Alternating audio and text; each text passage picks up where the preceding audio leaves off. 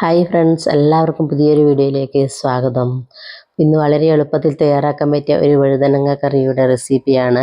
അപ്പോൾ നമുക്കിത് എങ്ങനെയാണ് ചെയ്യുന്നത് എന്ന് കണ്ടു നോക്കാം. അതിനു മുമ്പായിട്ട് വീഡിയോ കണ്ട് ഇഷ്ടപ്പെടുകയാണെങ്കിൽ ഒന്ന് ലൈക്ക് ചെയ്യുക, ഷെയർ ചെയ്യുക, സബ്സ്ക്രൈബ് ചെയ്യുക. നമുക്കിത് എങ്ങനെയാണ് തയ്യാറാക്കുന്നതെന്ന് കാണാം.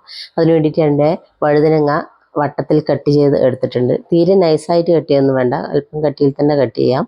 അപ്പോൾ അതിലേക്ക് ഒരു 1/2 ടീസ്പൂൺ മഞ്ഞൾപ്പൊടിയും 1 ടീസ്പൂൺ മുളക് പൊടിയും ഇട്ട് കൊടുത്തിട്ടുണ്ട്. അതിലേക്ക് 1/2 ടീസ്പൂൺ കായവും കൂടെ, സാമ്പാർ കായം, ആവശ്യത്തിനുള്ള ഉപ്പും കൂടെ ഇട്ട് കൊടുക്കുക. 1 ടീസ്പൂൺ വെളിച്ചെണ്ണയും കൂടെ ഒഴിച്ച് കൊടുത്ത് ഇതിനെ നന്നായിട്ടൊന്ന് മിക്സ് ചെയ്യുക.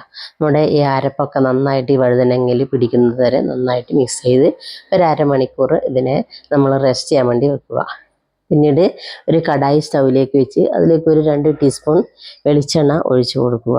അതിലേക്ക് നമ്മളുടെ മസാല തേച്ച് വെച്ച വഴുതനങ്ങ ഇട്ട് കൊടുക്കുക. അപ്പം നമ്മളിതിനെ ഒന്ന് ഫ്രൈ ചെയ്തെടുക്കണം.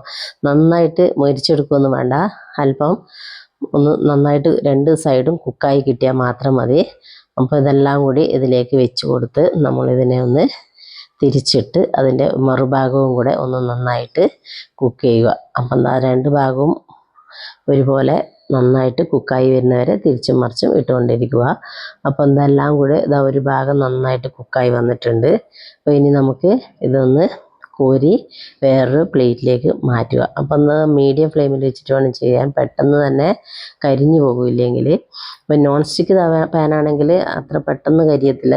എൻ്റെത് നോൺ സ്റ്റിക്ക് പാനല്ല, അതുകൊണ്ട് തന്നെ പെട്ടെന്ന് കരിഞ്ഞു പോകുന്നുണ്ട്. അതുകൊണ്ട് മീഡിയം ഫ്ലെയിമിൽ വെച്ച് വേണം നമ്മളിത് ചെയ്തെടുക്കാൻ വേണ്ടിയിട്ട്. അപ്പം ബാക്കിയുള്ളതും കൂടെ നമുക്ക് ഇതുപോലെ പൊരിച്ചെടുക്കാം. അപ്പോൾ അതുകൂടി എല്ലാം കൂടി ഏകദേശം നന്നായിട്ട് കുക്കായി വന്നിട്ടുണ്ട്. അപ്പോൾ ഇതെല്ലാം കൂടി കോരി വേറൊരു പ്ലേറ്റിലേക്ക് മാറ്റിയിടുക. പിന്നീട് നമുക്ക് അതേ കടായിൽ തന്നെ ഒരു 2 ടീസ്പൂൺ വെളിച്ചെണ്ണ കൂടി ഒഴിച്ചു കൊടുക്കുക.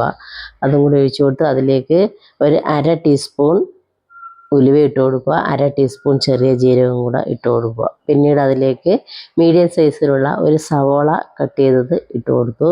അതിലേക്ക് ഒരു 1/4 ടീസ്പൂൺ മഞ്ഞൾപ്പൊടിയും 1/2 ടീസ്പൂൺ മുളക് പൊടിയും അല്പം ഉപ്പും കൂടെ ചേർത്ത് കൊടുക്കുന്നുണ്ട്. ഇതും കൂടെ ചേർത്ത് കൊടുത്ത് ഇതിനെ ഒന്ന് നന്നായിട്ട് വഴറ്റിയെടുക്കണം. നമ്മുടെ സവോള ഒന്ന് നന്നായിട്ട് വഴണ്ട് കിട്ടിയാൽ മാത്രം മതി, ഫ്രൈ ആയി കിട്ടുകയൊന്നും വേണ്ട. അപ്പോൾ നമ്മുടെ സവോളയൊക്കെ ഒന്ന് നന്നായിട്ട് വഴണ്ട് വന്നിട്ടുണ്ട്. അപ്പോൾ ഇനി ഇത് നമുക്ക് ഇവിടെ മാറ്റി വെക്കാം. പിന്നീട് ഇനി ഒരു ചട്ടിയിലേക്ക് ഞാൻ അല്പം തൈരാണ് എടുത്തിട്ടുള്ളത്, നല്ല കട്ട തൈരാണ് എടുത്തിട്ടുള്ളത്. അപ്പം അതിലേക്ക് നമ്മൾ വറുത്ത് വെച്ച നമ്മളുടെ വഴുതനങ്ങ ഇട്ട് കൊടുക്കുക. അതിലേക്ക് നമ്മുടെ ഉള്ളി വഴറ്റിയതും കൂടെ ഇട്ട് കൊടുക്കുക. പിന്നീട് നമ്മളതിലേക്ക് അല്പം കറിവേപ്പ് ഒന്ന് മുറിച്ചിട്ട് ഇട്ട് കൊടുത്തിട്ടുണ്ട്. അല്പം മല്ലിയിലയും കൂടെ ആഡ് ചെയ്യുന്നുണ്ട്. അപ്പോൾ ഇതെല്ലാം ഇട്ട് കൊടുത്ത് നമ്മളിതുവരെ തൈരിന് ഉപ്പ് ചേർത്തിട്ടില്ലായിരുന്നു, അപ്പോൾ അല്പം ഉപ്പും കൂടി ചേർത്ത് കൊടുക്കുന്നുണ്ട്.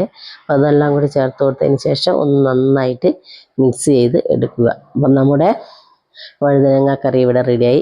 വളരെയധികം ടേസ്റ്റിയായി. ചൂട് ചോറിന് ഈ ഒരു കറി മാത്രം മതി കേട്ടോ, നമുക്ക് ചോറിനാൻ വേണ്ടിയിട്ട്. അപ്പോൾ എല്ലാവരും ഒന്ന് ട്രൈ ചെയ്യുക, ഫീഡ്ബാക്ക് അറിയിക്കുക. ഒരു നല്ലൊരു വീഡിയോ ആയിട്ട് അടുത്ത ദിവസം വരാം.